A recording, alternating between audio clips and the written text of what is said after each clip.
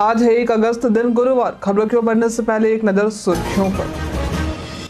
बिहार के 36 जिलों में होगा रोजगार मेले का आयोजन।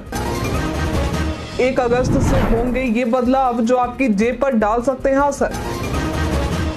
3 और 4 अगस्त को मखाना महोत्सव का हो रहा है आयोजन। जानिए किन कारणों से मोबाइल फोन के कैमरे की क्वालिटी होती है खराब। BH वाले वाहनों के पंजीकरण के लिए जरूरी सूचना।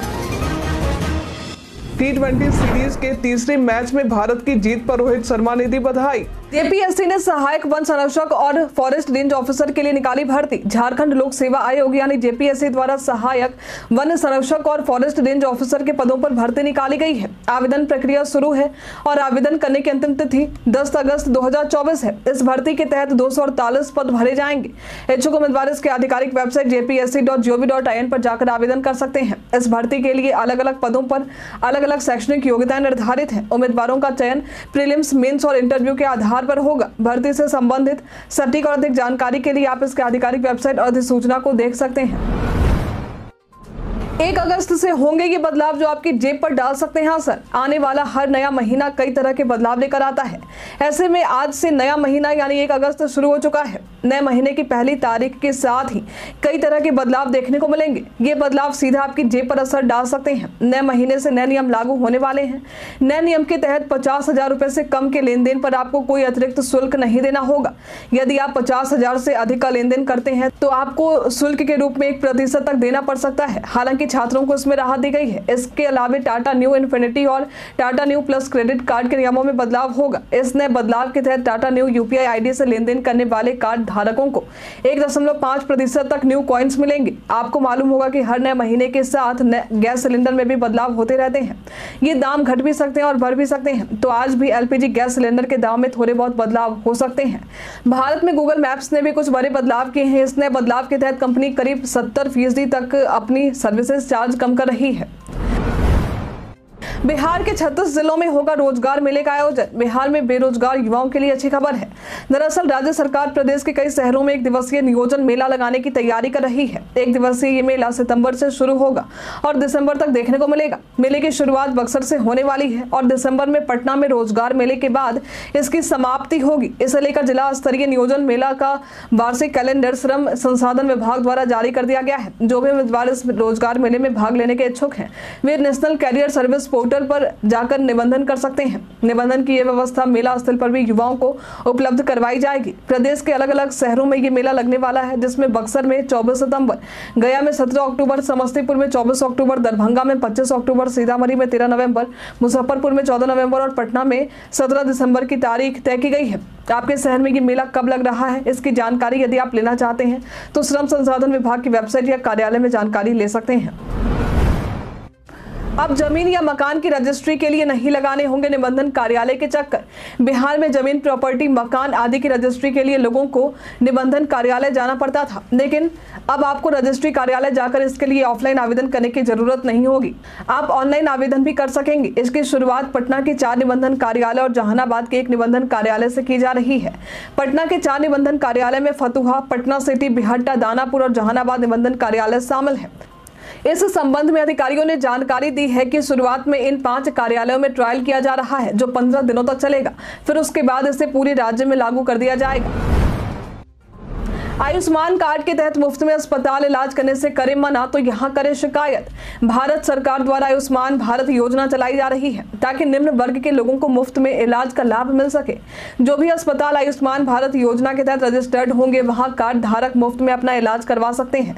लेकिन यदि कोई आयुष्मान कार्ड धारकों को इलाज करने से मना कर दे तो आप इसकी शिकायत कर सकते हैं। इसके लिए आपको cgrms.pmjay.gov.in पोर्टल पर जाना होगा। इसके अलावा आप इससे जुड़ी शिकायत के लिए 14555 पर कॉल भी कर सकते हैं। शिकायत के तुरंत बाद एक्शन लिया जाएगा और आपकी समस्या का निदान होगा। बिहार पर्यटन में आज हम बात करेंगे नवलखा मंदिर बक्सर के बारे में। ये सबसे खूबसूरत धार्मिक स्थलों में से एक है। इस मंदिर की वास्तुकला दक्षिण भारतीय मंदिरों में से मिलती जुलती है। बक्सर में स्थित इस मंदिर की वास्तुकला को देखने के लिए लोग यहाँ दूर दूर से आते हैं। सबसे ज्यादा आकर्षित लोग इसकी वास्तुकला को देखकर ही होते हैं। मंदिर प्रवेश द्वार पर इसकी भव्यता भी देखते बनती है। इस मंदिर को बाहर से सुंदर मूर्तियों से सजाया गया है। आप चाहे तो यहाँ धार्मिक यात्रा के लिए आ सकते हैं। दिल्ली के कोचिंग सेंटर में हुई घटना के बाद बिहार के कोचिंग सेंटर की भी हो रही है जांच। अभी हाल में दिल्ली के कोचिंग सेंटर से एक मामला सामने आया था, जहां कोचिंग बेसमेंट में पानी भर जाने से 3 बच्चों की जान चली गई। अब इससे ऐसी घटना को देखते हुए बिहार सरकार भी अलर्ट मोड में आ चुकी है और बिहार में भी मौजूद कई कोचिंग सेंटरों की जांच की जा रही है। बिहार के पटना में बच्चों के बीच प्रसिद्ध खान सर की कोचिंग को भी बंद कर दिया गया है, क्योंकि खान सर की कोचिंग में भी सुरक्षा मानकों का पालन नहीं किया जा रहा था। प्रदेश में और भी कई कोचिंग इंस्टीट्यूट की जांच की जा रही है।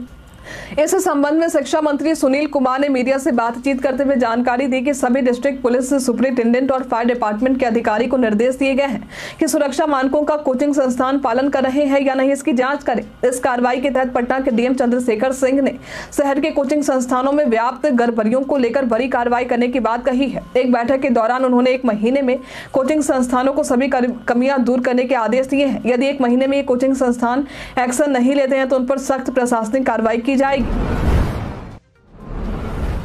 3 और 4 अगस्त को मखाना महोत्सव का हो रहा है आयोजन। उद्यान निदेशालय कृषि विभाग की तरफ से मखाना महोत्सव 2024 का आयोजन किया जा रहा है। 3 और 4 अगस्त को ज्ञान भवन गांधी मैदान पटना में इसका आयोजन होगा। इसकी समय सीमा सुबह 10 बजे से रात के 8 बजे तक रहेगी। यहाँ प्रवेश एकदम निःशुल्क है। इसका आयोजन बिहार का मखाना है पोषक तत्वों का खजाना के तहत आयोजित किया जा रहा है, जहाँ मखाना और उसके मूल्य संबंधित उत्पादों के प्रदर्शन लगेंगे और बिक्री होगी। बिहार के पैक्सों को डेयरी कारोबार से जोड़ने की तैयारी। डेयरी कारोबार से बिहार के 2560 पैक्सों को जोड़ने की तैयारी है। जहां से सुधा डेयरी दूध का उठाव होगा, वहां पैक्सों में दुग्ध संग्रह का काम भी चलेगा। सभी पैक्स आर्थिक रूप से मजबूत हो सके, इसके लिए सहकारिता विभाग ने यह फैसला लिया है। इस फैसले के तहत रोजगार सृजन का माध्यम बनाने संबंधी प्रस्ताव को भी स्वीकृति दी गई है। इस प्रस्ताव के तहत 2 साल में सभी 8463 पैक्सों को चरणबद्ध तरीके से बहुउद्देशीय कारोबार से जोड़ने की तैयारी है। इसमें पहले चरण में 20 लाख रुपए तक का ऋण 2500 पैक्सों को सहकारी बैंकों से दिलाए जाएंगे।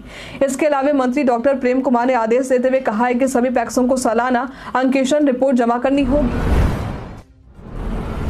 पूर्णिया तनिष्क शोरूम लूटकांड मामले में 4 आरोपी हुए गिरफ्तार। पूर्णिया से तनिष्क शोरूम में लूटकांड मामले में 4 आरोपियों को बिहार पुलिस ने गिरफ्तार किया है।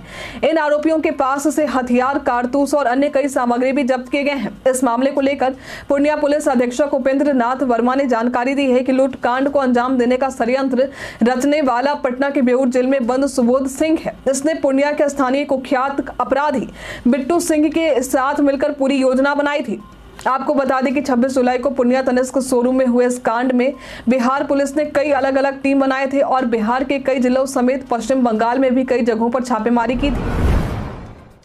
राज्य के सरकारी और निजी पॉलिटेक्निक कॉलेजों में इंटर्नशिप करना हुआ अनिवार्य। चालू सत्र 2024-25 से प्रदेश के सभी 46 सरकारी और 33 निजी पॉलिटेक्निक कॉलेजों में आउटकम बेस्ड पाठ्यक्रम लागू किए जाएंगे। इस पाठ्यक्रम के तहत बच्चों को औद्योगिक इकाइयों में इंटर्नशिप करना अनिवार्य हो जाएगा। बच्चे इंटर्नशिप करेंगे तो नियोजन के दौरान भी उन्हें काफी लाभ होगा। मंगलवार को इस संबंध में राज्य प्रावैधिक शिक्षा परिषद की बैठक हुई थी, जहाँ इस बात का निर्णय लिया गया। इसकी अध्यक्षता प्रावैधिकी एवं तकनीकी शिक्षा मंत्री सुमित कुमार सिंह कर रहे थे। जानिए किन कारणों से मोबाइल फोन के कैमरे की क्वालिटी होती है खराब। अक्सर मोबाइल फोन खरीदते समय हम कैमरा क्वालिटी का भी खास ख्याल रखते हैं, लेकिन हम अपना मोबाइल फोन कितने भी बेहतर क्वालिटी का कैमरा देखकर खरीद लें, अगर हम कुछ बातों का ख्याल नहीं रखते हैं तो ये तुरंत खराब हो सकता है। इसमें सबसे पहले आता है बाइक या स्कूटी राइड करते समय लोकेशन ढूंढने के लिए जीपीएस का यूज करना। ऐसा करने के लिए फोन को अपने बाइक पर फिक्स कर देते हैं लोग, लेकिन इस दौरान सबसे ज्यादा वाइब्रेशन से आपके फोन का कैमरा डैमेज हो सकता है। इससे बचने के लिए आप स्पेशल माउंटिंग किट का इस्तेमाल कर सकते हैं। इसके अलावा लेजर लाइट की वजह से भी आपके फोन का कैमरा खराब हो सकता है। सूर्य ग्रहण के दौरान भी फोन के कैमरे से फोटो लेने पर इसका असर लेंस पर पड़ सकता है। साथ ही तेज धूप में भी फोन का कैमरा इस्तेमाल करने से ये खराब हो सकता है। किसानों की समस्या के हल के लिए कृषि मंत्री ने कोल्ड स्टोरेज मालिकों के साथ की बैठक। प्रदेश में बंद हो रहे कोल्ड स्टोरेज के मामले को लेकर कृषि मंत्री मंगल पांडे ने कोल्ड स्टोरेज के मालिकों के साथ बैठक की है। आपको बता दें कि बिहार में अधिकतर लोग कृषि पर ही निर्भर हैं। ऐसे में कृषि प्रधान राज्य होने के बाद भी यहाँ कोल्ड स्टोरेज की कमी है। कोल्ड स्टोरेज के अभाव में फसल हर साल बर्बाद हो जाते हैं। इससे किसानों को काफी नुकसान होता है।